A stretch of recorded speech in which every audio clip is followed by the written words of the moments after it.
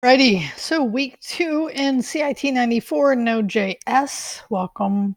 Glad you made it through the week. Your first 2 assignments are down. Most of you seem to navigate this fine, which is great.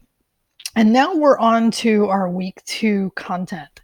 So what I want to start with is actually last week's attendance. And I noticed a couple of you didn't reply to it. You may have watched it, but you didn't reply to it.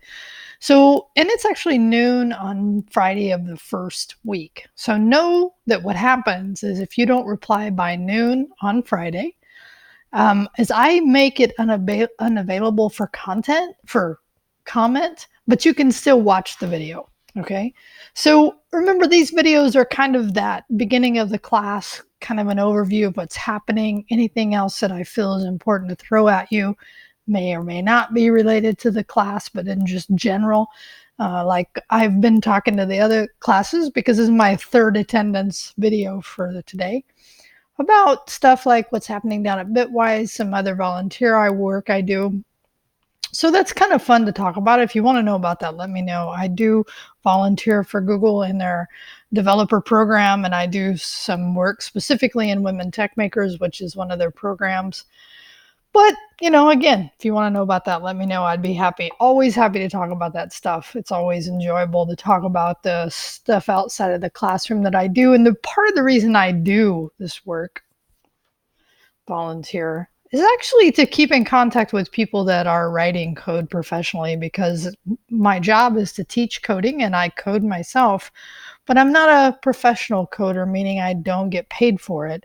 So one of the things I've really worked hard on is actually learning ways to keep my skill.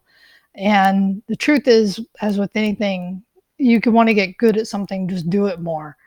So, and this is definitely true in this way. So week 1 attendance is still there. You can watch the video, but just know that, and again, I don't count it towards your grade. It's more of a check-in. I've been considering grading it, but I haven't yet. Grading it meaning add it to the grade.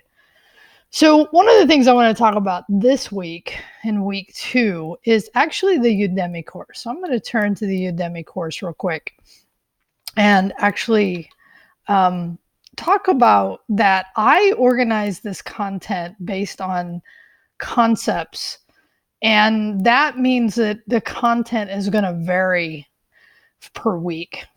You know what I'm noticing is that when I'm recording something I'm going to have to work on, my system definitely runs slower.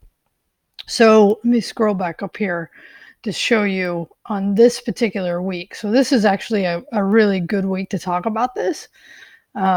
And it's true, right? So you're going to come into week 3, section 3 in week 2.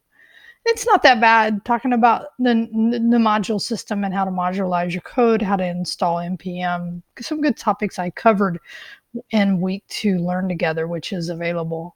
But in week 3, in section 4, it's a bit more content, right? It's over about an hour more, right? So plan accordingly. I'm definitely an advocate of working ahead whenever you can, because that is just something that helps everyone. Like, because if you're working at the due date, anything could happen, right? And so it can be one of the stressors when taking any class, but specifically one that requires you to do something more technical. That can really get in the way. So try not to let that happen. Work ahead whenever possible. It's really helpful for you.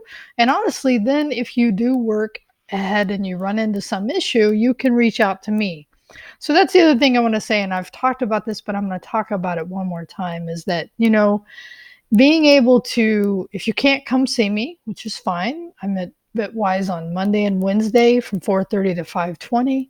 Tuesday, Thursday, I'm on Fresno City campus from 1 to 1:50. And today, virtual, I'm actually working at home, which I actually work at home every day. I get up in the morning and grade the work that's submitted, go work out, come do some content, eventually make it to campus. So it varies where I'm at. But the point is that if you need support and my schedule hasn't been able to line up, ask for me for a video chat. I did that with a student last night in this class, was able to help him get what he needed. Didn't take very long. It was pretty painless. And we're using the same technology for one-on-one as we're using for class chat, which, by the way, if you haven't added class chat, I highly recommend it, because there are definitely going to be times that you may need help. Well, can I say definitely? No, there may be times that you will need help and I'm not available, because I'm pretty, 8 o'clock offline, focused on other things, or sometimes sooner, depending on what's going on. And like the first couple of weekends of the semester, I'm generally more available than later in the semester, because as we move into it, hopefully you're getting used to this pattern and understanding how to get what you need. So, plan accordingly. So my points for today are that each week's lecture is going to cover a concept. Those concepts may take more time, so plan accordingly.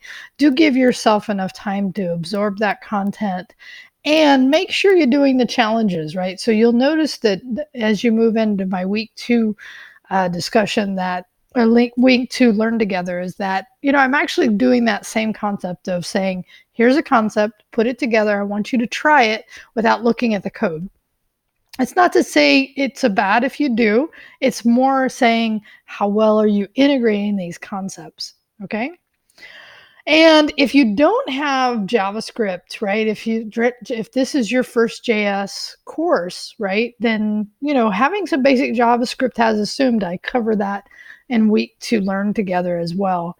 And if you want, one of the things I meant to mention in that week 2 learn together that I didn't, is that several of you are taking my other course on Udemy. And if you're interested, and you feel like you could benefit from some just, fundamental knowledge on JS, Andrew Mead, who I obviously use for this course, but I also use it for my other one, also has a course which is the Modern JavaScript Bootcamp.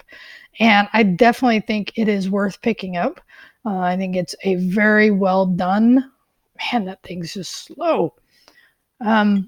So that, if you want me to give you the link, let me know. I can give you the link to that. But there's also other ways to and I'm guessing, because I've talked to most of you, and I've said this before, most of you have some experience coming in, but it's just a matter of the more time you spend with the JavaScript languages, understanding it, because obviously this class is taking it beyond what we're doing in the browser and taking it to the server and doing all the good things and fun things we get to do on the server.